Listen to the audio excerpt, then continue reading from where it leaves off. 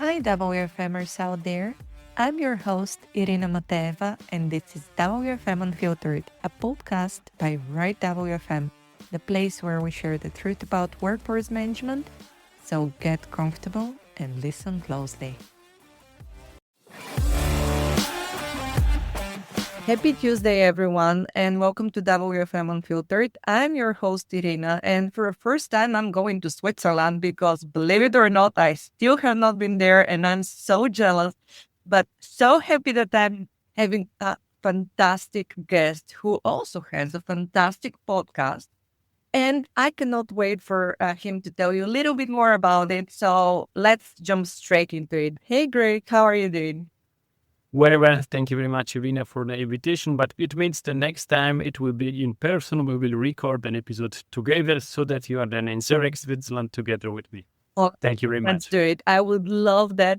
And tell me a little bit more about the podcast because actually I have been on the podcast and unfortunately we had to reschedule several times due to, falling ill on my end. So tell me a little bit more about your background in the podcast and where people can find it. Super happy, but it's never only your fault. I think we are all busy and we're podcasting because we like it very much, but it's also really intensive to record episodes, to schedule episodes, and then to launch them. And therefore, super happy to be here. And important is that we are here now together and we will spend a few minutes together. I'm Greg, coming from Switzerland. I was always working in business transformation. It's also my passion, and therefore my podcast, the Six Goalkeeper podcast. I worked in financial services. I worked at Accenture.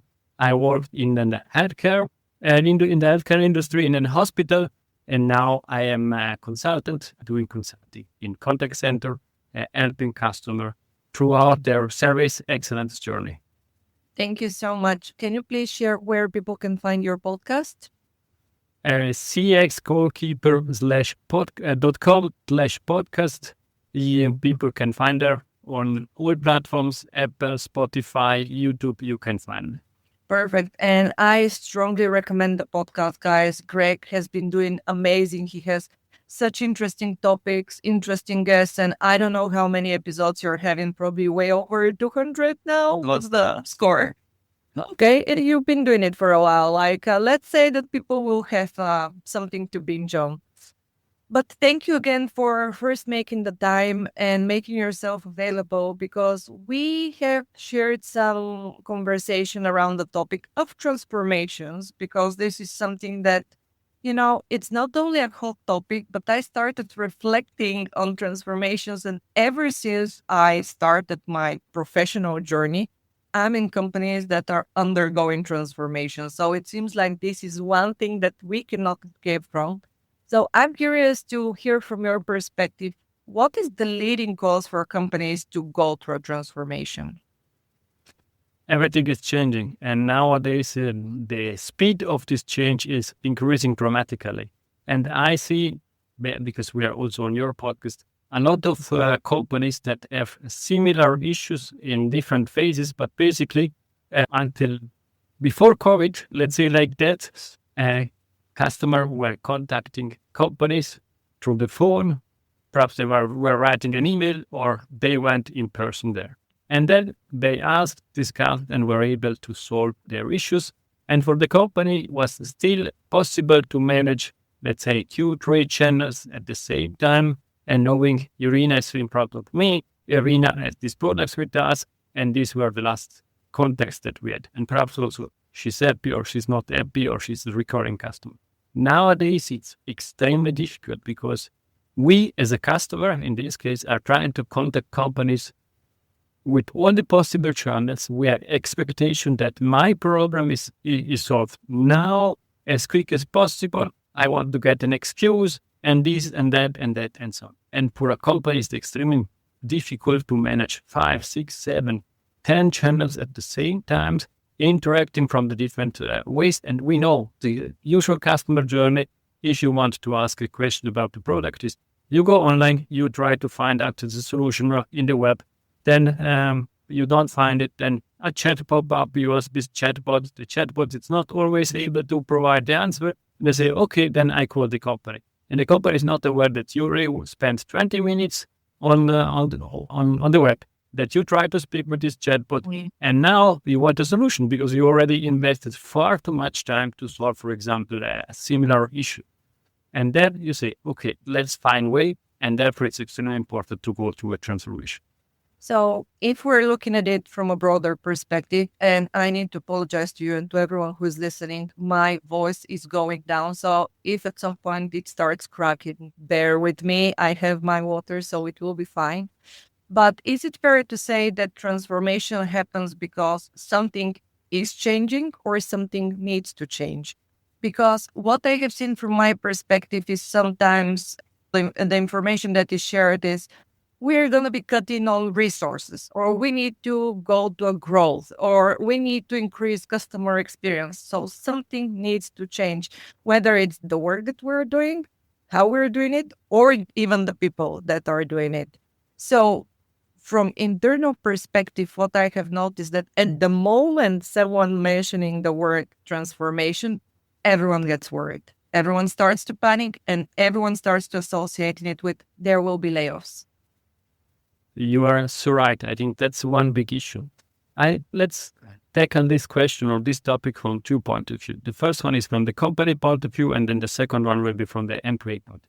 From a company point of view, I think the cost to change for a customer to another product, to another provider are extremely low. Nowadays, your competitor, the competitor of a company, is one click away. Yeah. I just click and I switch provider, and there is no issue at all. We know that only 1 out of 4 people complain with the company. It means 3 out of 4 people leave a company without telling to this company that they are leaving.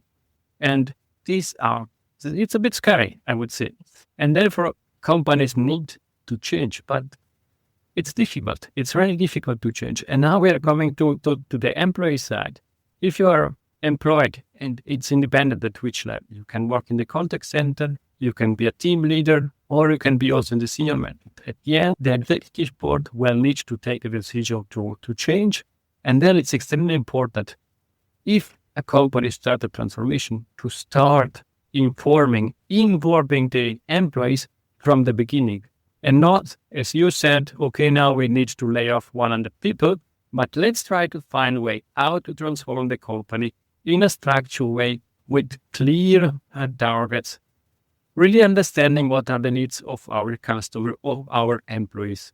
Then going into this change, supporting the change, the transformation that it's often happening on digital basis, digital transformation with change management. We know what Kotter is preaching, how to involve people in a big change. There is this extremely interesting book, The Iceberg is Melting, and the first people will find that out and try to involve the other people.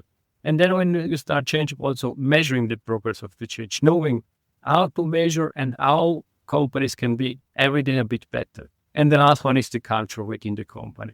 It's all about which values as a company and how people are behaving at all different levels. And as you already found out, these are the 5 pillars. I always suggest companies to go through a transformation and to involve people from the beginning.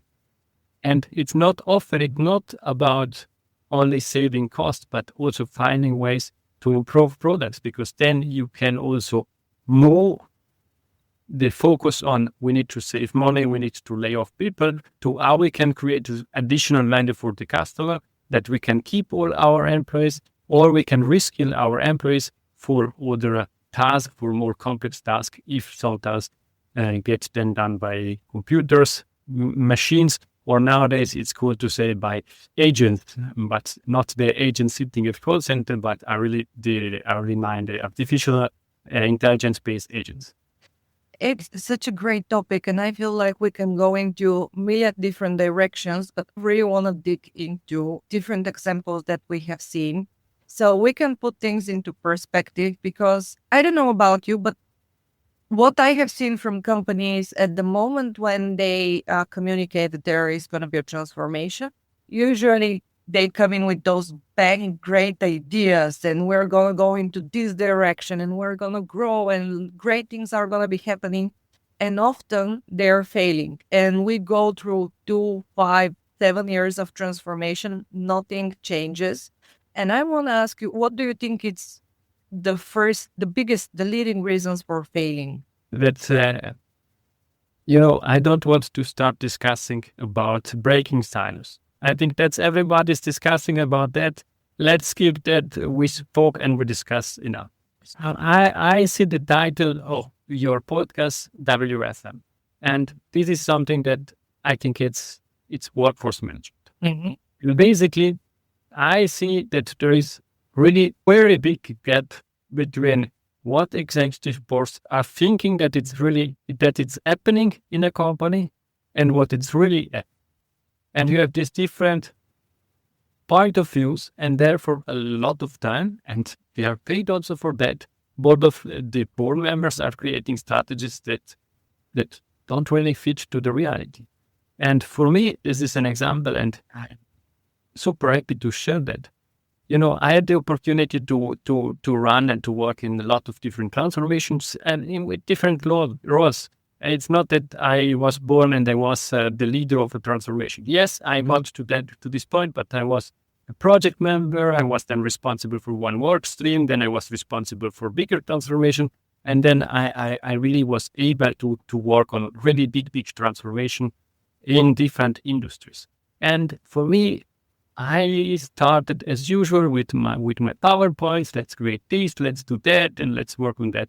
And then I was working in the operations of a credit card company, and I started explaining I would do this and would do that. And then the head of the contact center came to me and said, "Greg, how much time did you spend sitting next to an agent to really understand what is happening?" And I said, "Until now, I was never there." And he said, "Okay, now you come with me, come downstairs, and you sit next to an agent." And I felt in love to really listen and understand what is really happening. Because on PowerPoint, you can depict a slide in the best possible way and you can sell it. It's not the, but to really understand what is happening and which question customer really have compared to all the strategic views, let's do this and let's do that. It's mind-changing, it's mind-blowing, and I'm so grateful to Dario. If you're listening, thank you very much, Dario, that you took me downstairs and you said, "Now I'm just here and you listen." And afterwards, I wanted to be there because I wanted to see what's happening. Our employees were struggling using 6, 7, 8, 9 different systems at the same time to service a customer. And for some use cases, customer received the information before the agent were able to see this information. And then I think that's the main issue. The big disconnection between who is taking the decision and who is really doing the work. I know, very, very long answer. Super sorry for me. No, because I'm so happy that you touched on that, because what we're always struggling with from WFM perspective is exactly what you mentioned. Somebody comes up with that great strategy that cannot be translated into reality, and it is that huge disconnect.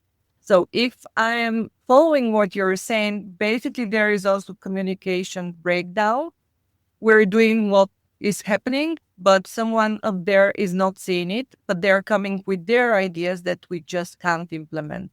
And I want to pause right here because this is getting me super excited for two directions. First of all, because we're both consultants and we're usually going fresh into organization without necessarily the knowledge how they're operating, ways of working, knowledge, and so on.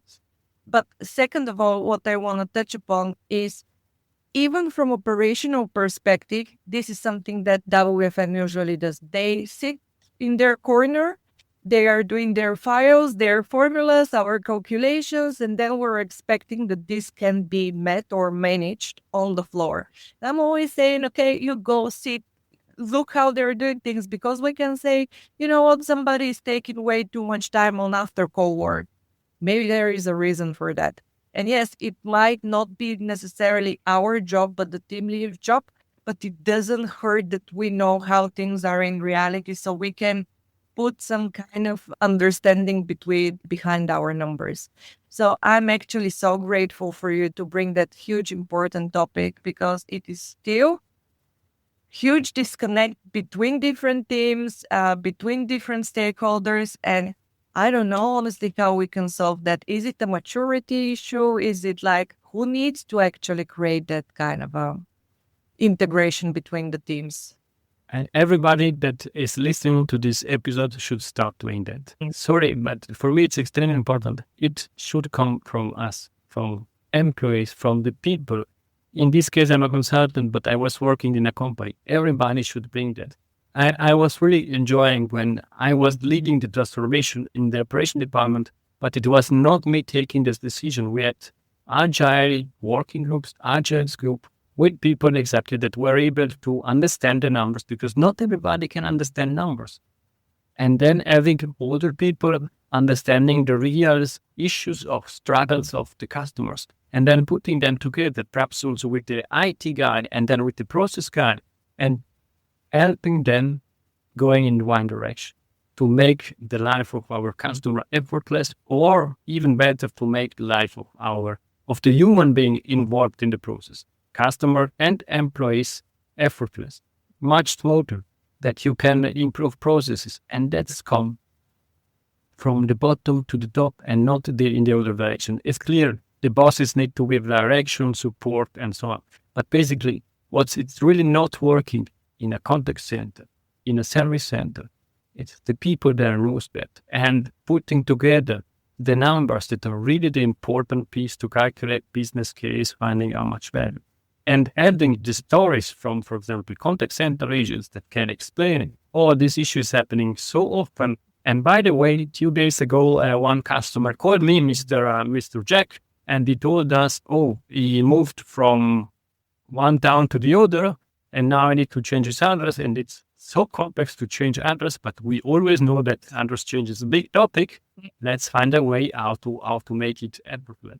And I think this collaboration, this working together, this willingness to change for the better, it starts with everybody involved in the company.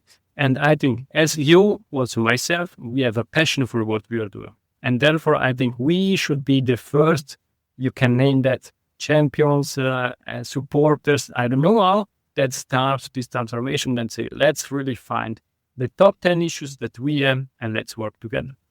WFM, a great example. There is always the discussion about opening hours.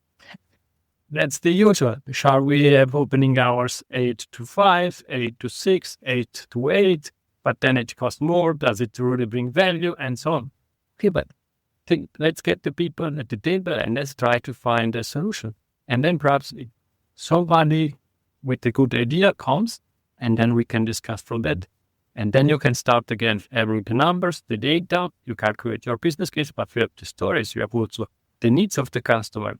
I don't know how you share that. I am in Zurich, but I cannot go to a branch in the post, because if I want to send a letter or something like that, because they are open from 9 to 4 o'clock or to 5 o'clock, and strange, but I'm working during this time. Yes, very unexpected. Exactly. Yes. You know what? I have a feeling that I made a mistake inviting you on that podcast, because you're such an interesting guest, and I'll have to have you for a week to speak with you. So we'll not end. But I want to pause again here, because you're right. We are often taking things as they are, and we're trying to work around them. The point about operational or opening hours, I'm always saying, okay, that there are no calls for the last 1 hour, but you're struggling in the morning. Maybe you can suggest that we close that 1 hour and use the people in the morning instead. But then you're meeting the response of, no, that's not my job, or it's always been this way, or this is how we operate. Bring it up. Go speak with someone, raise your radio. What would happen? The worst thing that can happen is somebody tell you, we're going to keep it as is. Period. But at least try to influence change. That's what I'm always saying. We're not static creatures. There is so much we can do and deliver, but we're being in our own way. So I want to start making things very uncomfortable here, because you know me. So I want to talk about transformation and the lead to redundancy roles and layoffs. So I want to ask for your opinion. Is that necessarily a bad thing? No. And I think half of the audience will leave now because I said no, and I should have said yes. But basically, I think now I'm speaking as an employee and as a consultant. We need to reskill ourselves continuously, thinking about now agentic AI and so on.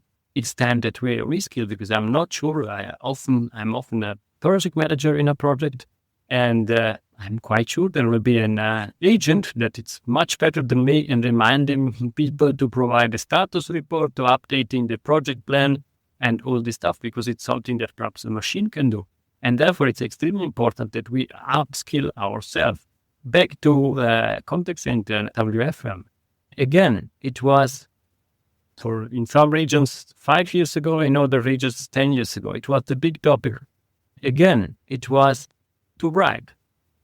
And then again, it started this transformation, this change. Who is willing to write? Me. Oh, okay, good. Oh, by the way, you are so good at writing. Are you sure that you want to stay over the phone, or do you like more to write? And then you can start finding and discuss. If you can discuss, and if you can talk with people and with employees, you can find what they are good at, what you need as a company, and perhaps not only what employees are good at, but what they really like. Because some people didn't like to have a phone call because it was too much for them. And therefore, if you can find this intersection, then you can start changing skills, upskilling, and so on. And some people said, oh, I was working in the call center for 5 years, and now it's time to learn something different. I want to write, or I want to go in a different department. I want to go in the process management department. I want to go in, application processing department or in the marketing department. And then the magic stuff happens, because you have all around in the company people with different skill sets that already work in the company. It means they know the company, they know the culture, they know the processes.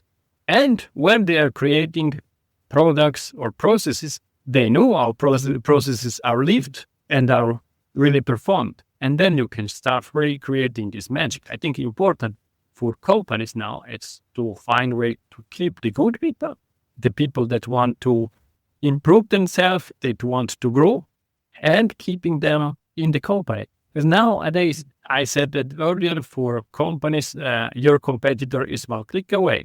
But for employees, the next employer is also one click away. Yes. And I know that a lot of people like working from home, and that's something I'm really supporting. But for a company, it means it's extremely difficult to create a culture where you feel part of this culture, you feel part of this company, and therefore often the employer, it's only a logo that you see in your desktop when you're working.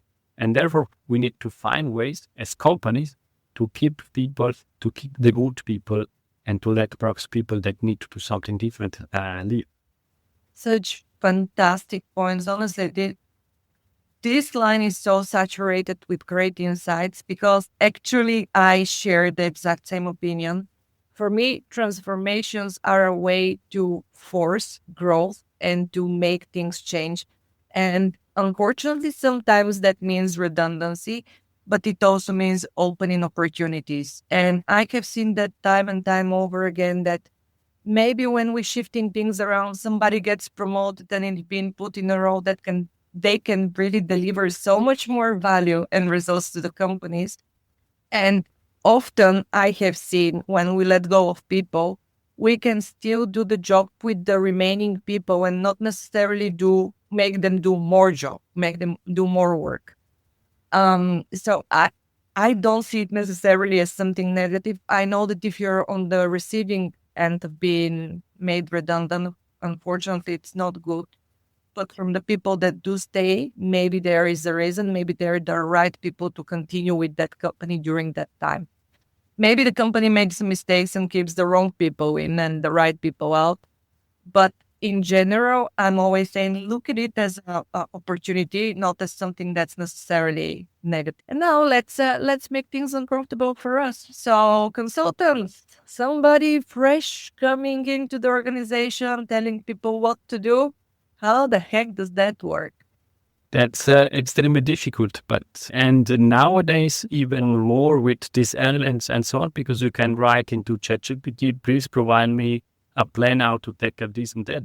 I see the value added for consultants, and I was working 17 years in corporates, that you can buy specific skills that you don't need over the long time or a long period. You buy the specific skills, and then you use their expertise, and they bring you first a fresh perspective, because it's you're not biased, and you are not in all this political setup. You need to please this, you need to please that person. And third one, they brings in best practices. But I really like the consultants that did the work, not that copied from somebody else. My colleagues did that, yes, but then please be your colleague and not yourself. And I think at the end also our work will change, but all these experiences, all the time that we are investing, it's make the it's the differentiator for us, because ChatGPT can provide you average. That's the reality. You can tell them be the expert, but it brings you the average, because they are trying to best the next best possible answer to your question, or the next possible best word to your answer. And if we still, as consultants, are doing our job, and we are really delivering and working on an operational level, and that's something that I really enjoy doing, data analysis, creating maps, and doing process analysis, then we can bring our experiences. And often companies have seen similar issues in completely different setups, and we can say, oh, we think that this could work, we think that could work, and pay attention, we tried with this and that way of working, it didn't work, please pay attention. And I think that's the value that we can bring, our expertise, but really if we did that and not based on ChatGPT or based off my colleagues did that, and now I sell you this product. So what you're saying, and what I completely agree with, is consultants can bring a lot of value because they're experiencing different environments. They can give you different ways of, tackling an issue. But also one thing that it's often underestimated, and you mentioned, is consultants are not emotionally involved into the company. And I'm seeing that time and time over again. People get angry. They got upset if something is not happening. If somebody doesn't listen to them, they're like, it's always happening. I'm in this role and manager X is never paying me attention, but then consultant comes and they're paying them attention. Yes, because consultants are not emotionally involved. And this is a huge benefit. But I would look at it from the other side, because I also hate consultants like with passion. And I'm a consultant. If you go to a company and you're just putting forward ideas that cannot translate to that current company strategy or reality, and you do not make the time to talk to the people that are doing the job, but you are giving the time to the senior stakeholders because they're the ones who are signing your contract. And I'm starting to shake from anger when I see such consultants, because then you know that they're after the paycheck, not after the change and supporting their client. So have you seen that? It's a lot of times on both sides. But I would like really to come back what I said earlier, and perhaps sharing an example. I know it's not related to WFM, but I think people can understand that. When I started working for the hospital, a lot of people were skeptical. They were saying, you're coming from the financial services, you're an external guy, you don't understand us, and so on. And basically it was something like a new consultant coming in. Mm-hmm. And for me, it's the second main pillar in a transformation is understanding human beings. And in this case was understanding employees. And therefore, I really spent, or let's play with words, I invested a lot of time to speaking with them, to trying to understand, to listen to them. And that's great also something like a bonding. I was in this hospital, it's a big hospital. And then one guy said, I test if you're committed or not. I think that was the real reason because why they invited me to an operation role. It means I went, I had my green clothes and I went there in an operation role, and they said, oh, now look here and there, they are now cutting this and that. I'm not sharing what exactly was, but basically it was test to see, is he or is this person really committed to our mission, to what we want to achieve, to our vision? And I went there. It was 5 o'clock in the morning, preparing for these operations. I washing my hands. No, I didn't touch anything. I was looking from far away, and I'm super happy that I didn't see a lot. But basically, it was a test. If you want to change something, you need to be part of it. You cannot change something from the outside and saying, do this, that, and go, and let's go. That's impossible. You need to be part of it. And that was my first example, going into the contact center, being part of the contact center, understanding what is happening with the contact center, people working there. And exactly the same was in an hospital. Following nurses, seeing, watching, feeding what they were feeding, and being in an operation room and seeing blood around and so on, because that's the reality there. I am getting goosebumps because what you mentioned is if you want to change something, you need to be a part of it. It's brilliant. And I'm going to use that for our headline for the episode, because it is like that. Like if you don't understand something, if you can't live through it or feel how people are feeling or what the process is, you can't do anything about it. You can just probably kind of speak some kind of a theory or something that you have seen, but that would never work. So I think this is a brilliant way to actually wrap up this episode, and to thank you so much, Greg, for joining me. I'm feeling so energized after this conversation, and I want to invite you for a second part. Super happy to join, but let's give a shout out also to you. You have a great podcast. I listened to a few episodes. It's really great. And thank you very much for spreading the positive word of mouth, to spreading the right things, because we want to change businesses for the better, focusing on human beings and changing what is possible. And therefore, thank you very much for your time. Thank you, Greg. Thanks for joining us today. I'm your host, Irina Mateeva, founder of Right WFM, where we believe that every business and its people are unique and deserve the right solution to their challenges. If you need support with workforce management, we're just a message away. Get in touch at irina@rightwfm.com or info@rightwfm.com. If you like the content and would like to support the show, please subscribe to WFM Unfiltered on your favorite podcast platform, leave a review, and follow me on LinkedIn.